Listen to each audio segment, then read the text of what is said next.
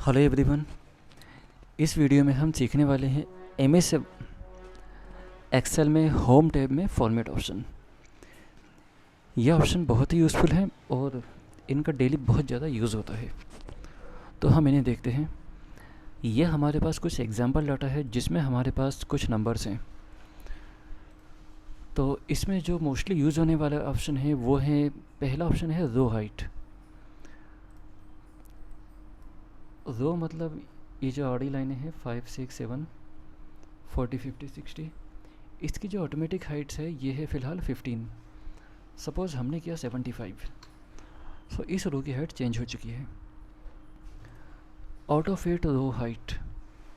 अब यहाँ पर हमारा जो डाटा है 50, इसकी हाइट सेल की हाइट से काफ़ी कम है, या फिर ऐसा बोल सकते हैं सेल की हाइट डाटा की हाइट से काफ़ी ज़्यादा है।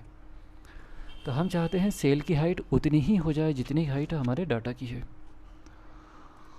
तो ऑटो फिट रो हाइट, रो की हाइट उतनी ही हो जाएगी जितनी उसके अंदर डाटा की है। ये होता है ऑटो फिट। कॉलम विड्थ, इसे पूरे को हम बोलते हैं कॉलम। कॉलम विड्थ ऑटोमेटिक जो विड्थ हमें मिलेगी वो मिलेगी 8.43। मान लीजिए हमने इसको चेंज किया 25। ओके, तो रो की हाइट, कॉलम की विड्थ चेंज। यहाँ भी सेम ऑप्शन। अगर हमारे कॉलम की विड्थ हमारे डाटा की विड्थ से कम या ज़्यादा है और हम चाहते हैं कॉलम की विड्थ उतनी ही हो जाए जितनी विड्थ हमारे डाटा की है, तो ऑप्शन यूज़ करेंगे auto fit column width. Column की विड्थ उतनी ही हो जाएगी जितनी हमारे डाटा की विड्थ है।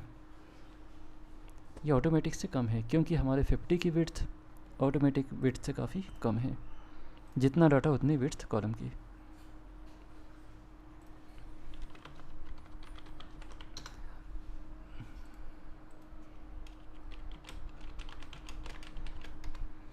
यहाँ पर जो डाटा है, इस डाटा की विड्थ कॉलम की विड्थ से ज़्यादा है, तो हम चाहते हैं कॉलम की विड्थ उतनी ही हो जाए जितनी डाटा की विड्थ है। तो इसके लिए भी सेम ऑप्शन है auto fit column width. Data के अकॉर्डिंग कॉलम की विड्थ चेंज।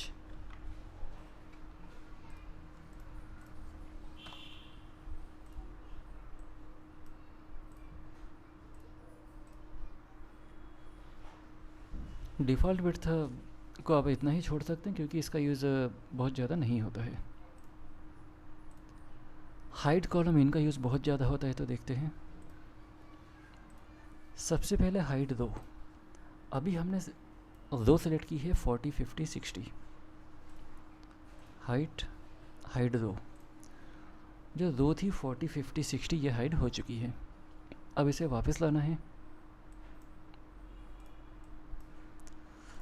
फॉर्मेट अनहाइड रो, जो रो थी 40, 50, 60 जो कि हिडन थी, ये हम वापस ला चुके हैं। अब बात करते हैं कॉलम्स को हाइड करने की।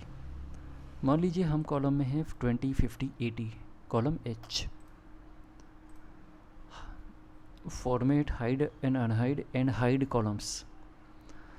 कॉलम नंबर एच 20, 50, 80 हिडन, ये हाइड हो चुका है। इसे वापस लाने के लिए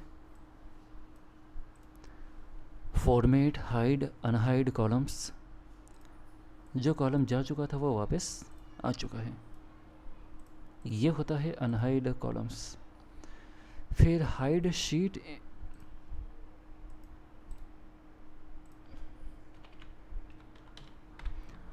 मान लीजिए इस शीट को हम हाइड करना चाहते हैं,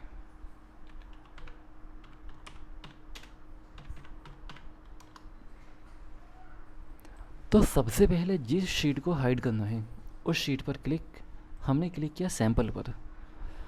फिर जाते हैं फॉर्मेट हाइड शीट।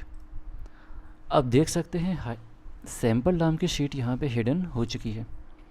वापस लाने के लिए same rule, format hide unhide sheet. जो जो शीट्स हिडन होंगी वो यहाँ पे हमको दिख जाएंगी। तो हमारी शीट का नाम था सैंपल। इसे वापस लाने के लिए इस पर क्लिक और ओके। अब देख सकते हैं सैंपल नाम की शीट वापस आ चुकी है। तो ये होता है hide and unhide option format में। फिर रीनेम शीट, ये अभी मैंने आपके सामने शॉर्टकट यूज़ किया था, राइट क्लिक रीनेम। तो यही ऑप्शन आपको फॉर्मेट में भी मिलता है, फॉर्मेट रीनेम शीट। मैंने इस शीट को नाम दिया फर्स्ट। तो हमारी शीट 1 का नाम हो चुका है फर्स्ट, जो हमने चेंज किया है।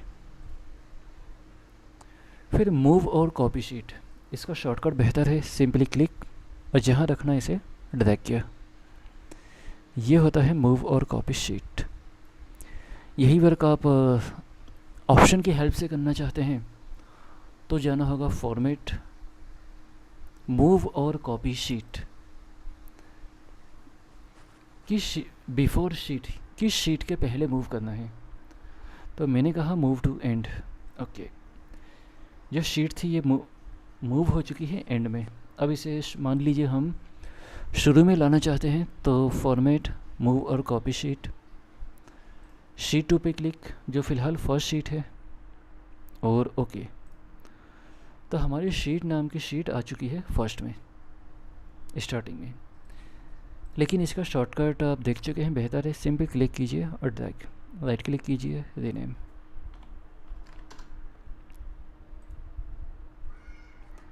टैब कलर, कुछ केसेस में अगर आप चाहें तो इसका यूज़ कर सकते हैं।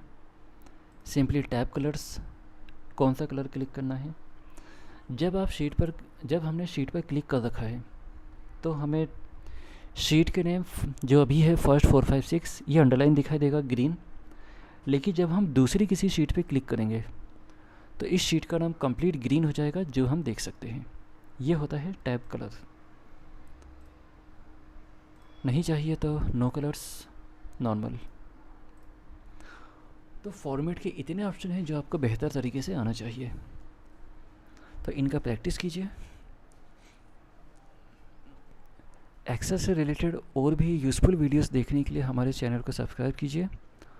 Also like and share. Thanks for watching.